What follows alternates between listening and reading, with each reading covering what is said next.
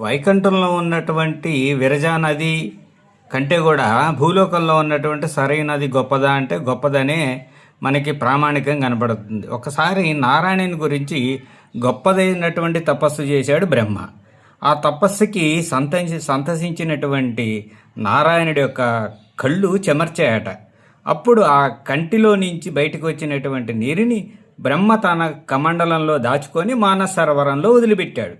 ఇలా కొన్నాళ్ళు గడిచిన తర్వాత ఇక్ష్వాకు వంశీయులైనటువంటి రాజులు అయోధ్య నగరాన్ని ఏర్పాటు చేసుకున్నారు.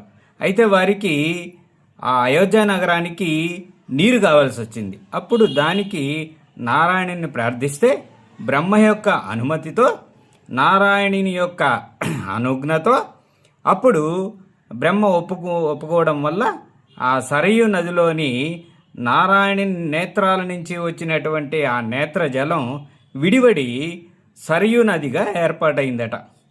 అందువల్ల మానస సరోవరంలో ఉన్నటువంటి నీరు కారణంగా అది సరయూ అనేటువంటి ప్రఖ్యాతి పొందింది అని మనకి శాస్త్రాల్లో కనబడుతున్నటువంటి అంతటి మహిమ కలిగింది సరయూ నది.